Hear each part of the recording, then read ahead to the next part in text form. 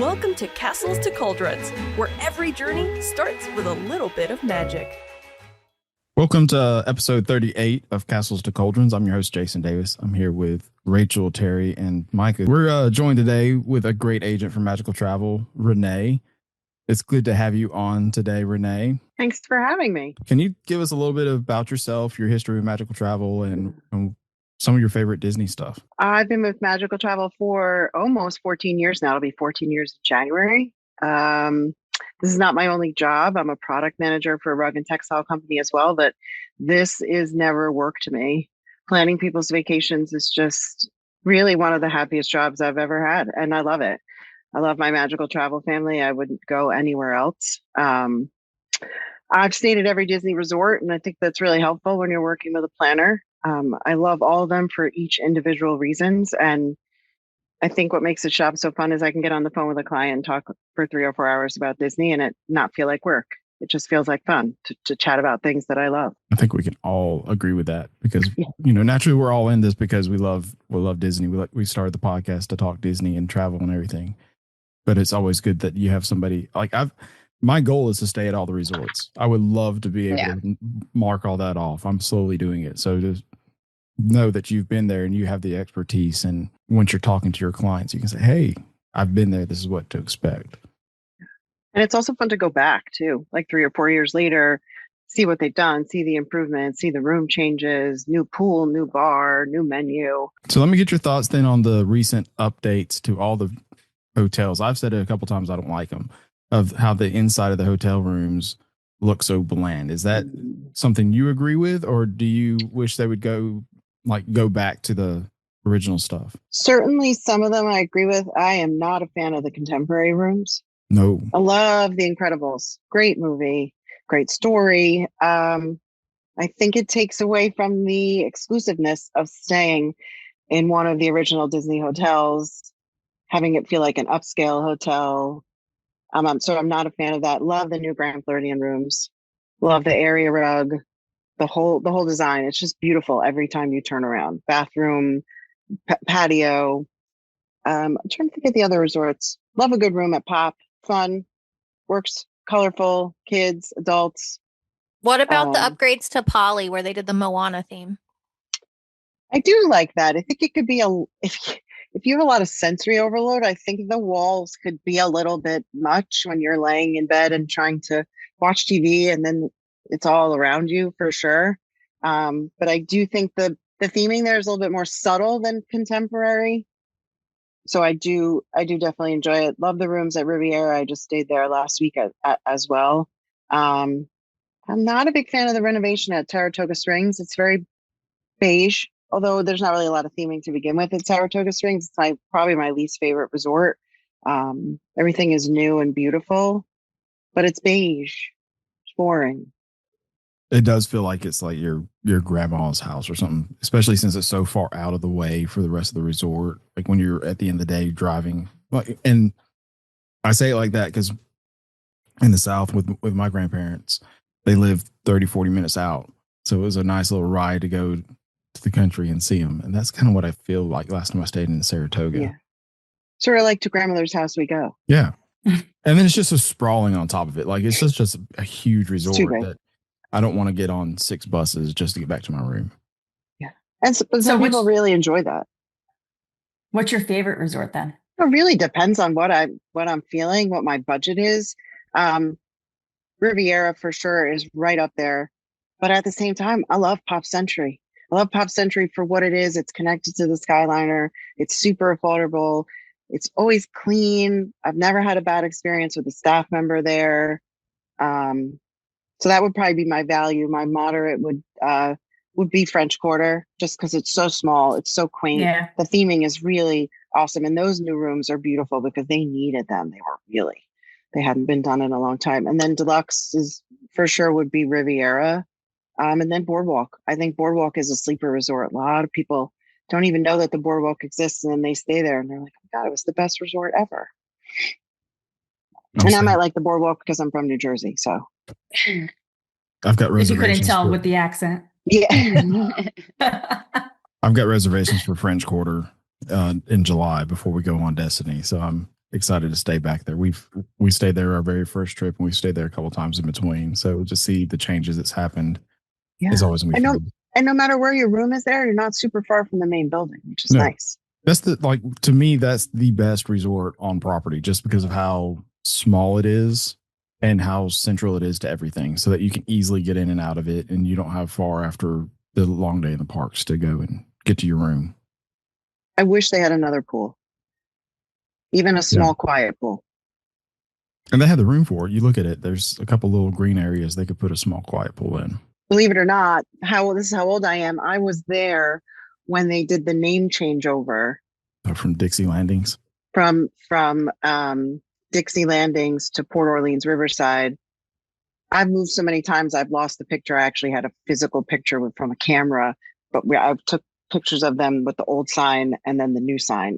Maybe that had to be 2000, maybe 2001, 99, somewhere around there. That was really cool to watch. They were two separate resorts. I mean, they're still two separate resorts, but they were two separately marketed resorts at the time. And then when they did the name change, they made it to Port Orleans for both of them. Yes, because it used to be Dixie Landings and French Quarter. Right. Well, like I said, Renee, it's great to have you. We don't have much of a episode when it comes to format wise. We just have a lot of news that came out of Destination 23 that Disney held as of this recording last weekend. So it's going to be 2 weekends when this comes out. Very bland news for the most part. There's some cool things. There's some not so cool things, but we're going to talk about a lot of it. The first thing we'll mention actually was announced after D23 for some reason. I figured this would be like a huge announcement for the event. February 1st, Dinoland will be closing for good. Restaurantosaurus and Dinosaur and all that stuff that's still open, that's the last days. So when you go to the park on February 2nd, it's no longer there. With that changes, the Harambe Market will be getting rid of all that food back there. And they're just going to go to plain hamburgers and chicken. I've never eaten Harambe, but I've always heard I have. It's really good food. It is good food. It's very ethnic. And it goes with I enjoy section.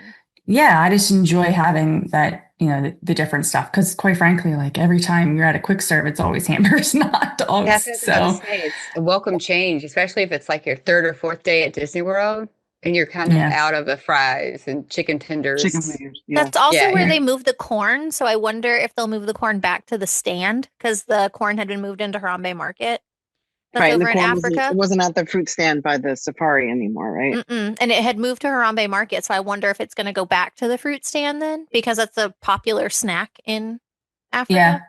Yeah. I just kind of hope that they keep a few of the Harambe's Market's menu items on. The more popular ones. Yeah. I just I get there's not enough space in the kitchen. I understand the logistics around it, but at least keep some. Yeah. I kind of feel at least like you could have split it up with the hamburgers with Flame Tree, whether they were doing barbecue and and hamburgers kind of go together, and put the chicken over there in Harambe or something. But you don't have a whole lot of I say that there's unique dining at every location in Animal Kingdom, and just to have hamburgers and chicken take over one of the bigger unique fast food places kind of stinks. Mm-hmm. They could get rid of Pizzafari. Yeah. Yes. Yeah. I mean, they could turn that into Chicken Tender Hut. Yeah. That's where they could have put it. Yeah. I'm all for it. I mean, and they could have still done pizza there too, personal pan pizza. So you still do slices of pizza, because how hard is that? I mean, putting fryers in probably isn't that big of a deal, because that's all they really need for the chicken and the fries, and then easy a Blackstone type flat top, to do the burgers. Well, even then, you still have the cheeseburger pods over in Avatar. Mm-hmm. So, and I think those are better than the actual hamburgers throughout the parks. 1,000,000%. Yeah. I love that Night Blossom drink over there. Yeah. And then the cream cheese pineapple roll. So good. That's probably I can't ever pronounce that thing. It's a lupine. What is it? Yeah, that thing. Yeah. That's just why delicious. It's cream cheese and pineapple. The beauty of mobile ordering. You don't have to pronounce it. Yeah. Exactly. There you go. Another benefit. You just have to know what number your order is. Yeah. So I think that's probably a big miss for obviously I love the fact that Dinosaur's closing and all that stuff to get the rainforest section with Indiana Jones going and Encanto. I just think the restaurant's a miss of moving it to Harambe, just taking away all that. It makes you think how many people. I was going to say the same thing, Rachel. I feel like that speaks to how many people eat chicken tenders and French fries and cheeseburgers. They wouldn't do it if there wasn't a huge demand for it. Yeah, you, Jason. I'm raising my hand. White bread America. Audio podcast. Yeah, I love how the 4 women agreed on the food, and you're like, yeah, it's a good change. But I do eat at like the Flame Tree Barbecue and stuff like that. I just never, when we come into Animal Kingdom, it's always been the first park of the day, so we're not getting lunch or anything like that. So when I go to Harambe, it's grab a quick breakfast thing at Starbucks, do what we're going to do, and go to the next park. I have lunch at Pandora. See, I would do that. I love lunch in Pandora. Right before we leave. The cheeseburger Bayo buns, whatever they're called. Bow. I have to thank Allison for introducing those to me. I never knew they existed.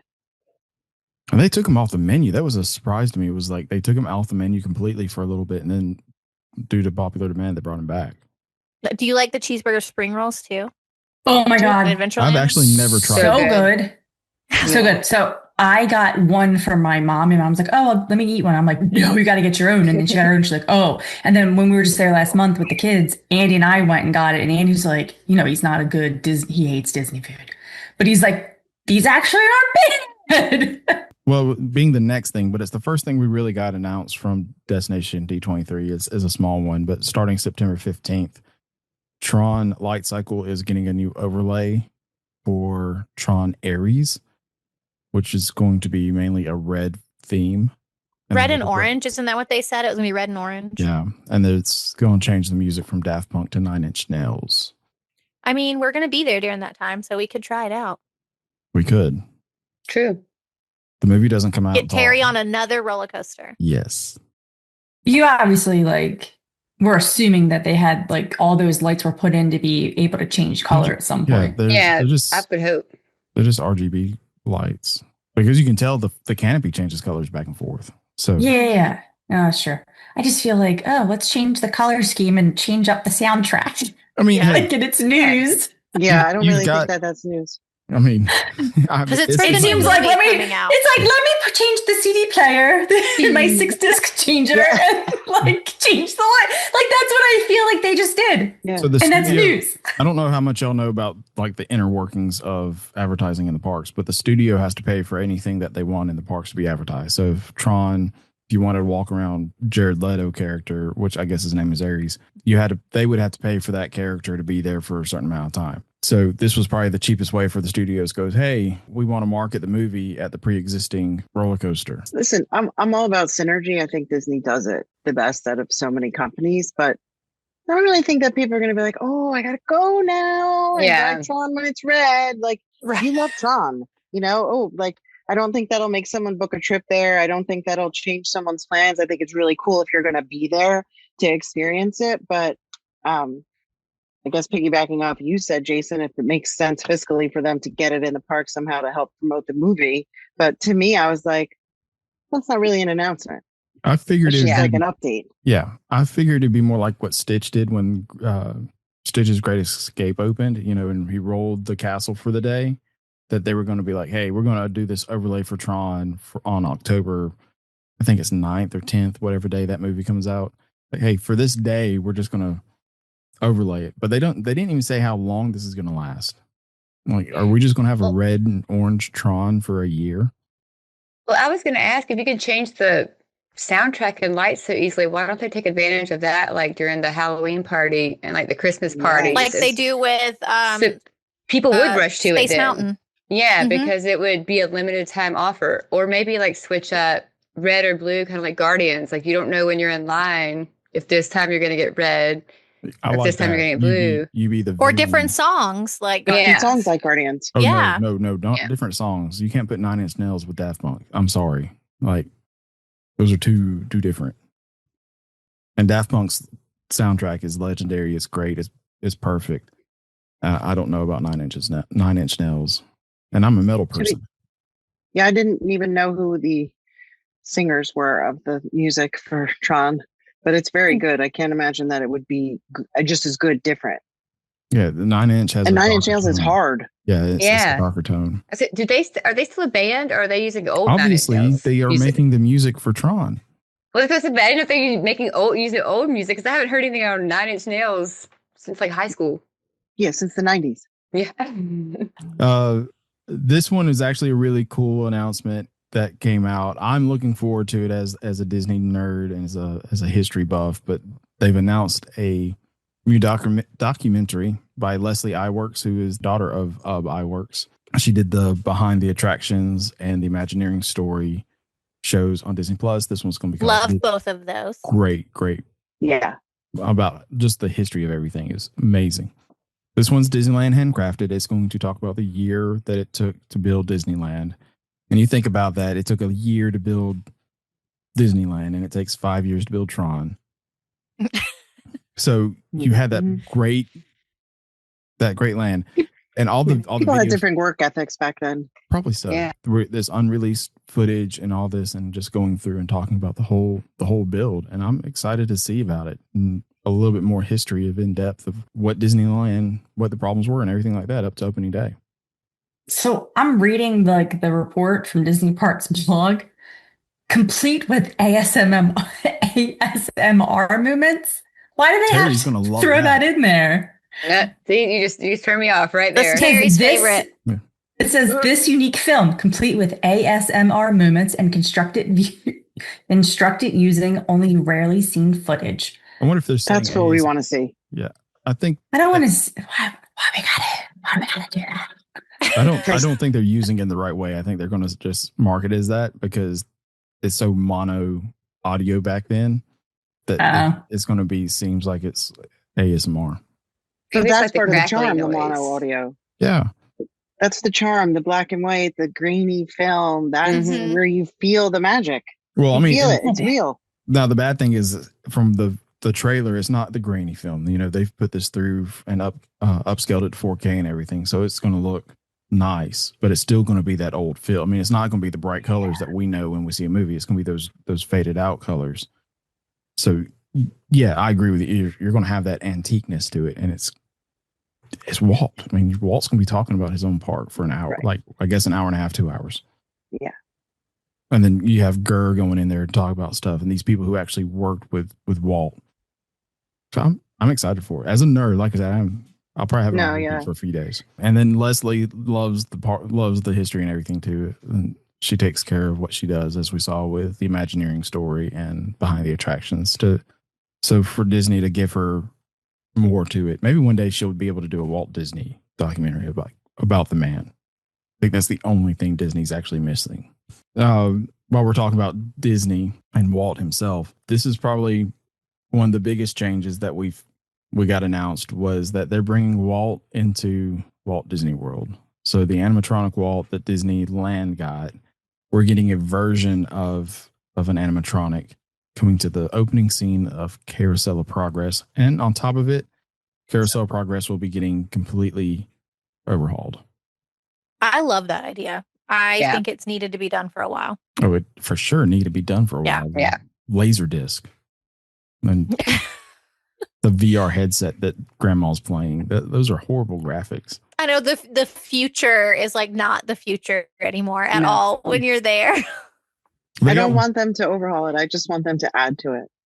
I would like it. Because that's what was cool at that time. I could see that. Discs and, the graphics and grandma playing and the glove. And I don't want them to change it. I want, I like the way it is when it was from the World's Fair. They just added that and then just add another one. Obviously, they only have a certain amount of room, but don't change those original ones because they are classic. I think you could keep the storyline of the original and tweak the future scene to be more encompassing to what our future scene would be. Like, you don't get rid of everything. You just say, okay, well, we're past all this. This is what a future would look like. Because Alexa, is running everybody's house for the most part nowadays. So when you tell the oven to turn on to 350, everybody's ovens turn on to 350. So it's not something, oh, wow, that can happen in the future. It happens right now. But I do think this is the best place for Walt in Walt Disney World. I'm not Still not sold sure. on the animatronic, but this is the only thing, like Renee had said, this is from the World's Fair. This was brought over to Disneyland. When Disneyland got rid of it, Walt Disney World got it.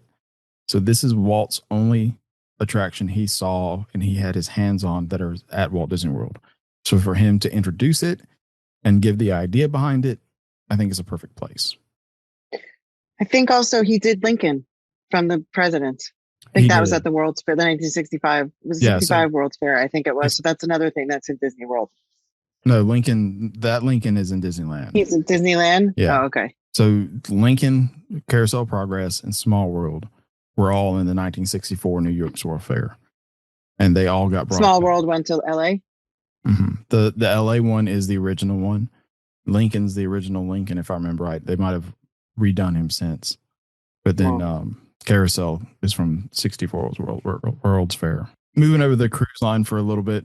It's not huge news. They just announced some of the bars. So you have on the Destiny, there you have a Doctor Strange Sanctum Sanctorum bar, which I think will be pretty fun. What they can do with that with magic and everything. And then the Pirates of the Caribbean themed bar, which I guess is going to be where the Jungle Cruise bar is. Or I'm just assuming. And then they're just bringing back the Haunted Mansion bar, which I think is a cop-out. But Rachel, pre-recording, did mention that Treasure does longer sailings and the Destiny doing smaller sailings.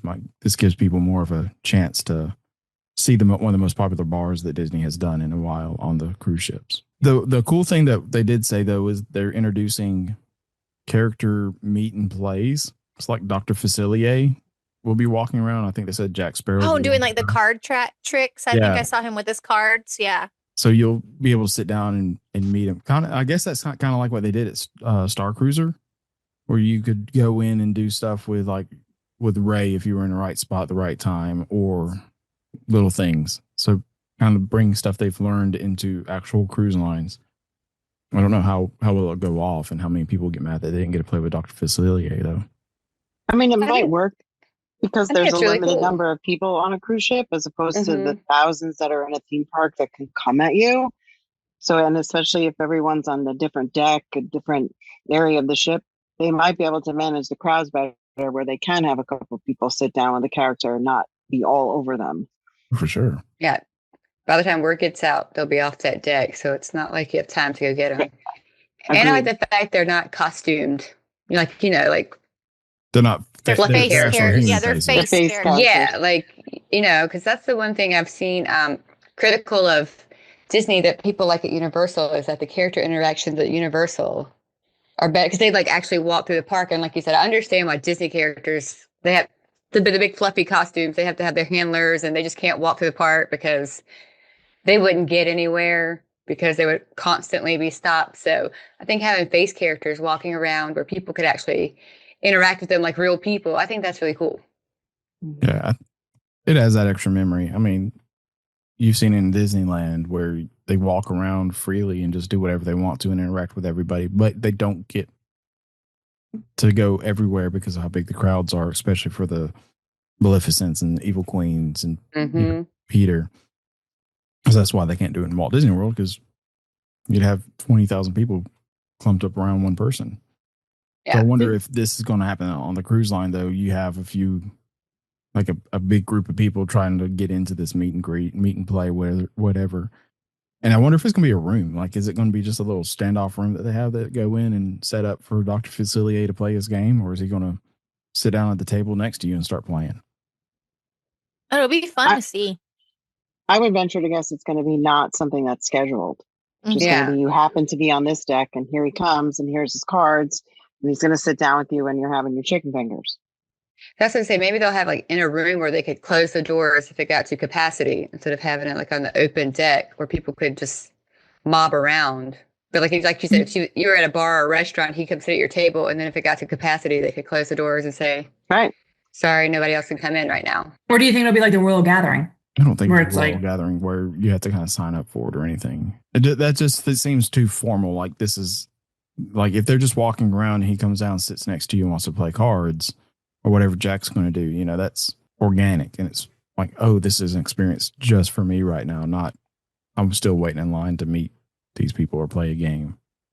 It's more immersive and less sterile. Yeah. Which I think is what Disney really strives to do on the cruises for sure, is try to make those memories a little bit more. Because you do see the characters walk around more freely on the cruise line than you do on the parks. Like, I got a picture with Cinderella as I was walking to dinner and Bethany was going to the store or something like that. And I was just like, okay, hey, Sin. Yeah, we had Goofy in his pajamas. He literally held, like, cornered Mason and, like, held his hand and, like, walked to dinner with us. Yeah, it was one of the best memories on DCL. That's amazing. Well, I look forward to that. I'll be on the Wish next month. I'm jealous. I really want to get on that ship. You were on that ship. I mean, I want to actually sell together. We were on it together. I saw you there. I was working, taking videos. I don't remember who I talked to. I guess this one's good news. Siobhan brought it up a couple of episodes ago, how she didn't like the colors of the castle, and Disney has announced that they are reverting Cinderella Castle back to the gray and blue that it is known for and is beautiful. Yes. Like I got the rose gold. I didn't like it. Like, we're going to paint it for a special occasion. At least it wasn't a birthday cake for the 50th. I love it. Of course you do. You like that was amazing. The birthday cake. That birthday cake castle. That was amazing. I wanted to go, but now when I look back, I'm like, I don't know why they did it. It's just so cool. I mean, that was just, yeah. Well, they didn't do the whole thing. They forgot the back. Just like they do when they do the dream lights. Well, when they did the dream lights. I think it was nice for the anniversary that they dolled up the castle. We're done. Mm-hmm. Bring it back. There's a lot of people who really like the classic nostalgia of that park. The new things are fun, but some of the stuff don't mess with. That's what I feel like. I agree. think it's cool to have it back because that makes the special times more special. And like you said, and it keeps the classic times more classic. It probably will maybe be a little bit more vibrant. I think so. I think not as dull. Paint to me is always more vibrant. I think they're getting to the point of, hey, we have to repaint this castle because the pink is not as pink as it was. So we don't want to be doing this every 5 years. So if we paint the grays back on, the sun won't fade it as bad. I mean, they just have to paint the turrets every so often. I miss the classic look, like the Cinderella look of the castle. Well, I've missed the dream lights. I do too. I want those to come back. Those need to come back. And everybody that I saw after this came out was like, well, you can do this. Can you please just bring back the dream lights? What if they surprise us this year with the dream lights? Have they ever given a reason why they haven't? Money. I mean, I they figured spent all the money on the think... projections to put it up there, and it's easier to project than it is to have Ichabod Crane sitting at the back of the castle for a month. I know, but they're so pretty and make it look so much more magical. Yeah. That's one reason we went to Disneyland for Christmas this year, is because we wanted to see dream lights on a castle again. And while it's a smaller castle, it was a lot more pretty than going to see Cinderella Castle. For sure. Can we have like 5 less fireworks per night to save money? Dream lights. It's not even that. I need every single one of those fireworks. No, we need a happily ever after to stay just as it is. Yes. But I would even say it's not so much of the money side of stuff. Yeah, they spent the money on the projectors. It's the time it takes to put the lights on, and the fact that they have the crane in for a month. Like I think the crane always came in right after Labor Day, and they started putting the lights on up through like right before the Halloween party started or something like that. And then they bring it back out right after Marathon Weekend to start taking those things down. So you had a crane and pictures for 2 months.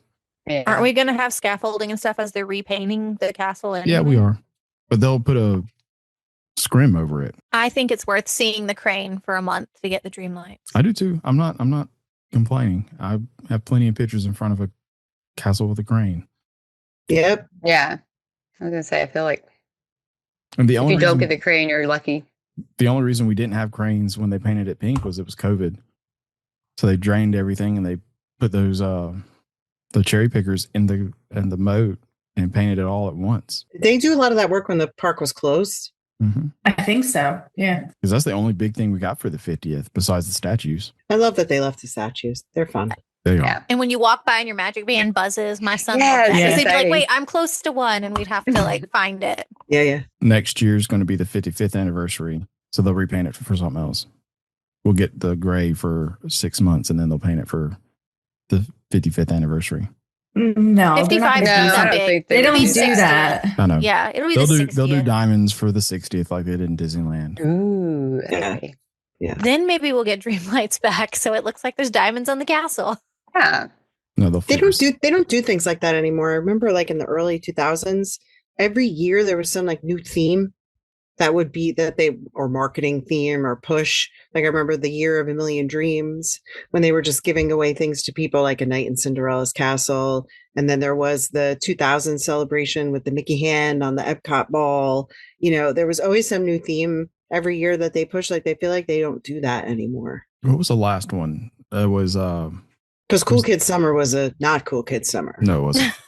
They wouldn't give me a bag unless I had a kid on the reservation. Like it's a bag. How much does that cost? Come on now. You're like, this is for adult children as well. I am an adult child at Disney. It was a week of something, like a week of like the leap year or something like that. Maybe was the last big thing they did, and it was every week they changed something. So it was like yes, and then they had the park open for 24 hours. Yeah, and that was like the Frozen one was the last one they did at that because we went that year. We did the 24-hour day, the last 24-hour day. But it was like limited time magic. That's what it was called. And like there was rare character week, so they bring out the Robin Hood characters would all come out and meet in the town square. And then they did the 24 hours open in the park in Magic Kingdom. Yep. And that coincided with the 60th anniversary of Disneyland because Disneyland premiered Paint the Night that night, and it closed to capacity within like 2 hours of opening. And then it started opening back up after Paint the Night. That was a busy day at Disneyland. Busy. It was a fiasco. Disney World was great. I loved being in Magic Kingdom for 24 hours after 2 hours of sleep. Oh, God. Yeah, I don't think I could do that. You don't have to worry about it now. No, we don't. Was it packed?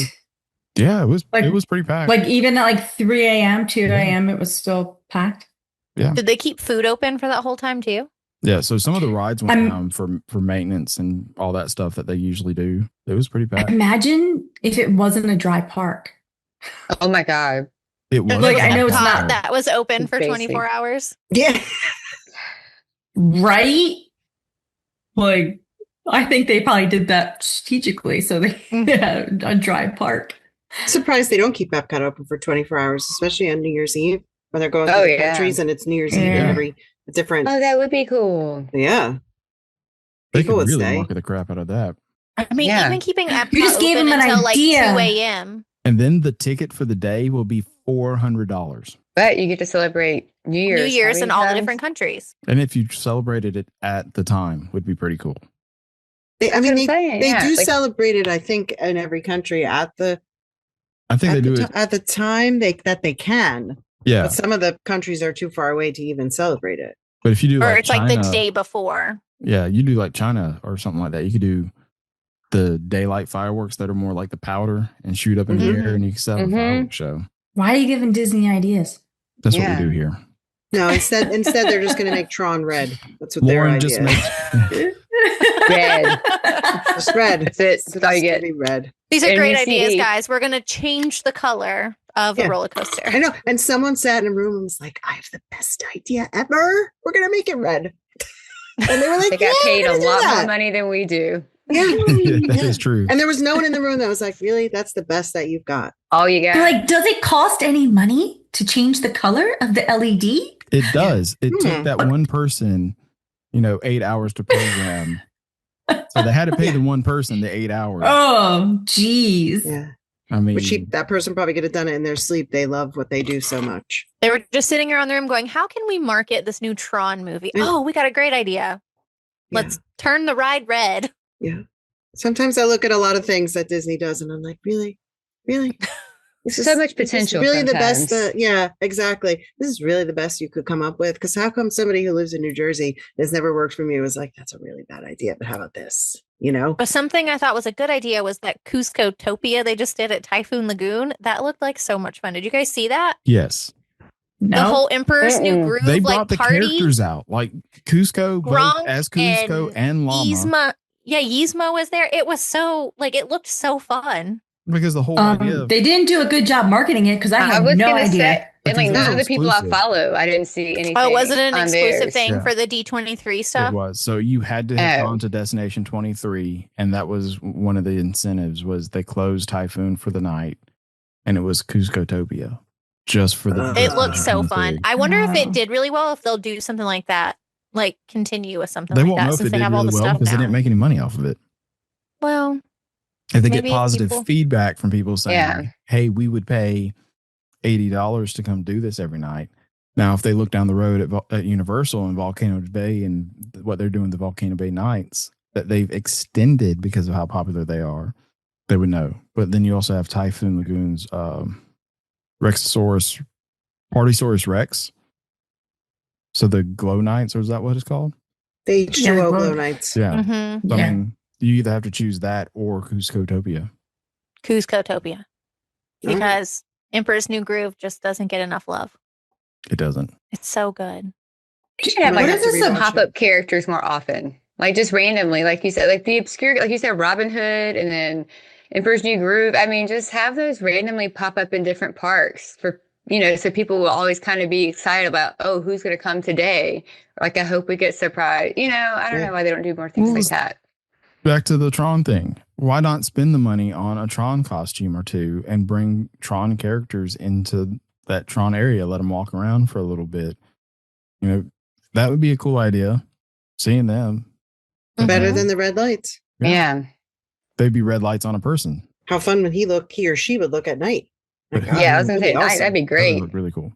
We could make our own Tron costumes. It could be like the white jumpsuits, and then we could just put the glow sticks across. Those you have at Halloween. That was you turn off the lights; Tron. they just glow.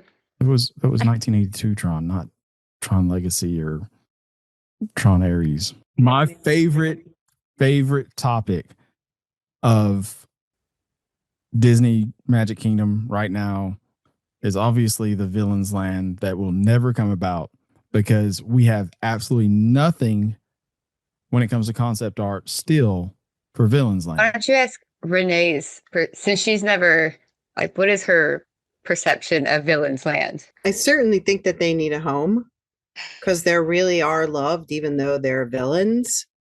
I just think that they need to do it right. I really like the villain show at Hollywood Studios talking about villains things, but I saw it again and it's the same exact show that I saw when I was there 2 months ago. The actors are fantastic. They certainly need their time. I understand the villains are three. It's the same three. I was like, I said to my daughter, I was like, I think there's going to be different characters this time. I'm pretty sure that's what I read. And no, the same three. Somebody different one this time because it's the audience. But I think they just have to keep in mind that they're a park for children. Magic Kingdom is where people go with little kids. There can be scary things, but there's so many good villains who have so many good backstories that they could just immerse you in. Do you think Disney will actually open Villainsland? Yeah, maybe in 10 years, 5 years, 10 years. Oh, you're giving it hope. I know, because all we got from D23 was pictures of what the inspiration of the architecture is going to be. That was the panel and this was also what they talked about when we talked about the play and greets or meet and plays, whatever they're calling it. That's where this was announced, was in this villains panel. So it was like, hey, we're going all over the place to find inspiration for the architecture for Villainsland. And I'm like, wouldn't you already have that?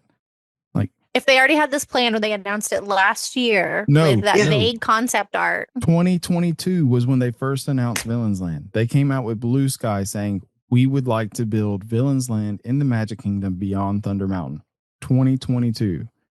You would think 3 years ago, some type of idea of what they want then.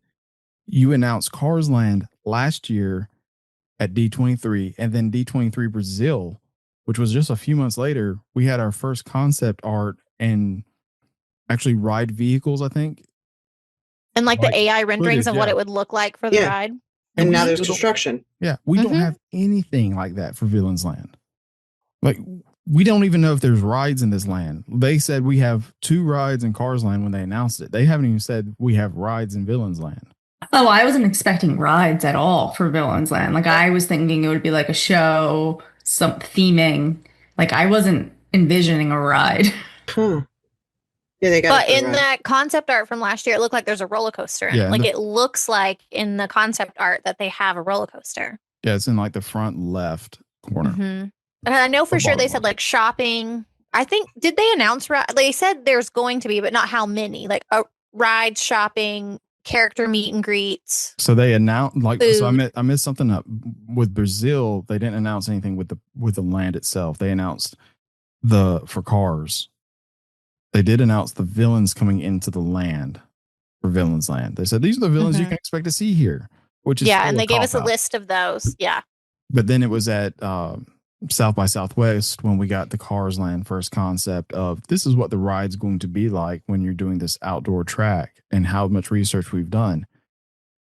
For a land that you just announced 6 months ago and you're already doing vehicle testing on how you want to build this ride, yet a Villainsland that you've announced 3 years ago, yeah. You're just now doing architecture work for it? But they gave us the show at Hollywood Studios. Yeah. I would venture to guess, in my opinion, is how do you tie them all together? So I think they're having creative differences with a lot of stuff, and that's why they can't nail anything. Because one person thinks it should be this way, and one person thinks it should be this way. And then, like she said, tying everything together. I feel like no two people probably have the same idea of how to do that, and there's probably a lot of this plus like budgetary, plus space, plus all that stuff. Yeah. They were talking about it being like beyond the fairy tale, like what it would be like. Yeah, this has always been here, but this is just where they go. I don't know. I want it to happen because I do love like the whole villain stuff. And I love that Disney started doing the like origin stories of the villain. So you kind of understand them more. Yeah. But I just want it to happen sooner. But I feel like I'm going to be like 45 before this happens. I don't see it happening anytime soon. I think Cars Land opens and they just go, okay, we forgot about Villainsland, just like we forgot about multiple things that we've announced in the past. And you've increased the capacity on a horrible attraction, by the way, because you're doing an outdoor ride system again in an area that storms during the summer. So when they literally could have just taken out the Speedway and redone that whole area instead. Nobody likes the Speedway. I know, like you could just be like, that's not part of Tomorrowland anymore. Like that can be like a little Cars area and make that instead of a whole, like taking out Tom Sawyer Island and all that. My understanding for the Speedway is a weight capacity thing because it's right on top of the utilidors. So they can't build too much on top of that because that would put too much weight on everything underground. So that's pretty much just blank space. And you could build shops or something, but not a huge land addition. The Speedway just needs to go. They could have converted Speedway to electric and done Tron cars to go with the Tron coaster. And then that way they wouldn't just turn the coaster red, they would have turned the cars red too. So they would. And it's something for little kids. Yeah. They would have doubled their budget for it. And then it wouldn't smell like gas. Oh, it's the smell wouldn't be so bad. Yeah. Don't turn the people mover red. No, it needs to stay. And the other thing they announced last year was the whole Monsters Inc. land. And they're starting with that stuff. So, I mean, like we've gotten other things started and we have nothing again for Villainsland. Yeah. So the Encanto stuff, all that Latin America stuff, that was all announced at the last D23. And it's now actually in work. The Avengers attraction in Disneyland, that is vertical now. That was announced like in 2022 before Avengers Campus actually opened. It was supposed to open with it, but because of all the COVID stuff, so it was actually open. It was announced before that. So they brought that back and actually gone vertical with a second attraction on top of it. And here's Villainsland that's just by the wayside. Not happening anytime soon. Lauren, let us know what you know about Villainsland. And we want answers. We want to know. Yes. If we're right on this. Castle / focal point of Villainsland, what would you think it would be? Chinnerbog. Okay. Bald Mountain. Have him, the Bald Mountain, as the center point back in the back because it would look cool. First of all, you have a huge mountain back there beyond Thunder Mountain. And Chinnerbog is part of the mountain. So how awesome would it be that his wings... I don't even know who that is. You don't know who... He's on my leg. Thank you, Rachel, because I was just nodding along. I'm like, Terry knows what he's talking about? Like, I don't know who, Chickabog? Chinnerbog. Oh, the old Google machine's going to tell me here in a minute. What's it from? What is he from? What is He's it from? Fantasia. What's the movie? Fantasia. Yeah, Oh, he's that the bad movie guy scared from me as a Fantasia. kid. He's the most villainous villain there is. Like he can bring people back from the dead. So he is part of the mountain. And he unwraps his wings. He's like a mean gargoyle. He looks like a demon character. And it's from Fantasia, which is it's their an character. amazing. Yeah, Mhm. it was Piece of one work. of Walt's biggest accomplishments. Yep. So why not put him? And it's like I said, he's a mountain. I don't think they'll do it because I don't think he's that known. So he's not popular. They're going to According put to AI, and Ursula, Maleficent. Hers is the most recognizable Disney castle. Like if they decided to go a castle route. Like I feel like they would do like a dilapidated castle with like, I don't know, like, because a lot of the concept art had like thorns and stuff on it. Like it was like the overgrown like thorn forest around it and stuff. Like but a it would have to little be Descendants small. land. Like yeah, Descendants. like something cool. like that, because you could definitely pull some Descendant stuff in there too. Like And if they you could do wanted like to. Maleficent's dragon type ride or something. So cool. You know? Yes. All these ideas, Disney, and you're not going to do it. We have so many. All right, what else do we want to talk about? I'm not a big D23 follower. I follow it on Instagram, but it seemed to me that this one was small compared to other years. Not many I thought I missed a lot of happened. stuff. Yeah, but I don't think there was a lot of stuff that happened. Well, they didn't have a parks panel, so I feel like that's always makes it more popular the years they do. Well, then, with this one's the Walt Disney World one, so it's a much smaller event than what the actual D23 is, which, they announced the dates for those. But that's so big, they want to have the parks panel and have all those big announcements. So maybe they're waiting for next year to announce something with Villainsland, which I'm not holding my breath for. We'll just get more concept art. They're like, we figured out what color we're going to paint it. Purple, red. We'll get the ride through. Red. Actually, we're not doing Villainsland. We're doing a whole Descendants area, and it's going to be the Rise of Red. Yes, everything's red. I would not be surprised if I said, hey, we're going to forgo Villainsland. We're going to build whatever land that is for Descendants, where they all get along and live happily ever after. And that's how they get away with it.